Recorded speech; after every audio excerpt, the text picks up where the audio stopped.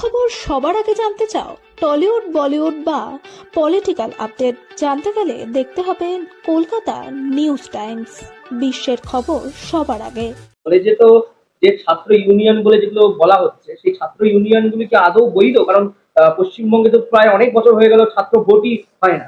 হ্যাঁ, অবশ্যই। কারণ ছাত্র সংসদ নির্বাচন এরা করতে ভয় পায়, এবং এর করতে ভয় পায় এই কারণেই, কারণ যদি সঠিকভাবে ভোট হয় তাহলে এরা জানে যে যারা জিতবে সেটা ছাত্র পরিষদ, তৃণমূল ছাত্র পরিষদ নয়। এবং যদি জোট চুরি করে তাহলেও এদের নিজেদের মধ্যে 5-6টা লবি, এবার তাদের মধ্যে টাকার ভাগ বাটোয়ারার বিষয় আছে, তাই জন্য তারা ছাত্র সংসদ নির্বাচন করে না। এবার 16-17 সালের কোনো বুড়ো হাবড়া যার নিজের ছেলে মেয়ের হয়তো এখন তৃণমূল ছাত্র পরিষদ করার বয়স, তারা এখন তৃণমূল ছাত্র পরিষদের প্রেসিডেন্ট হয়ে বসে আছে, কেউ সেখানকার জেনারেল সেক্রেটারি হয়ে বসে আছে। এদেরকে নিয়ে আমি কি বলবো? এরা তো আগে একটা কোনো এজ লিমিট নেই তৃণমূলের, এটা তৃণমূলের বাদ হয়ে গেছে, তারপরে তারা বসে আছে, তো আমি তাদেরকে কিছু বলতে পারি না। এবং একটাই জিনিস যেটা সবচেয়ে কনসার্নের বিষয়, বারবার যেটা আমাদের কোর্ট বলেছে যে ছাত্র সংসদ নির্বাচন না হওয়া অব্দি ইউনিয়ন রুম গুলো বন্ধ করতে হবে।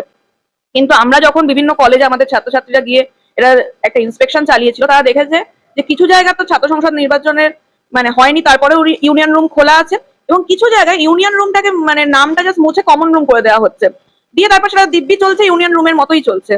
তো এটা নিয়ে আমি জানি না যে এরকম কোনো নির্দেশিকা তো কোর্ট দেয়নি, তো কোর্ট অবমাননা করতে এরা এক্সপার্ট। এবং শুধু তাই নয়, ইউনিয়ন রুম বলুন বা এখন যেটাকে ওনারা কমন রুম হিসেবে চালাচ্ছে, তাদের একটাই কাজ সেখানে কিছু অসাধু চক্র চালানো, কিছু ব্যবসা চালানো, ড্রাগস গাঁজা এসবের সাপ্লাই দেয় তারা সেখান থেকে, এবং মেয়েদেরকে হ্যারাস করা হয়, মেয়েদেরকে সেখানে ডাকা হয়, বিভিন্ন মেয়েদেরকে হ্যারাস করা হচ্ছে, এবং শুধু মেয়েরা নয়, এভাবে ছেলেদেরকেও হ্যারাস করা হচ্ছে। তুই আমার পার্টির মিটিং এ আসবি না তো তোকে আমি তো অ্যাডমিট আটকে দেবো, এরকম আমাদের ছাত্র পরিষদের বিভিন্ন কর্মীর সাথে নিত্যদিন হচ্ছে।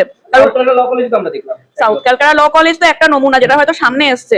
তো নিজের দলের যদি কারোর সাথে এরা এরকম করে, তো ভাবুন আরো কতগুলো জায়গায় কত কিছু হয়ে যাচ্ছে, যেগুলোর ব্যাপারে জানতেও পারছি না আমরা। নরসিংহ দত্ত কলেজে তো ছেলেদের সাথে করেছে, ছেলেদের যে নগ্ন ভিডিও তারা ভাইরাল করেছে। তো দিনের শেষে না ছেলেরা না মেয়েরা, টোটালি শিক্ষা ক্ষেত্রে কোনো ছাত্রছাত্রীদের কোনো সুরক্ষা নেই, সেটা ওদের নিজেদের দলের হোক বা অন্য দলের হোক। শুধু দিদি যে ছাত্র ইউনিয়নের ওইভাবে চালাচ্ছে কমন রুম করে এমনটা নয়, এরা তো অনেকে ছাত্র ইউনিয়নের নামে পয়সা তুলছে সাধারণ ছেলে মেয়েদের কাছ থেকে কলেজে। এক্স্যাক্টলি, আমি ওটাই তো বললাম যে এটা পুরোপুরি একটা অসাধু চক্রের ব্যবসা ভেদে বসেছে।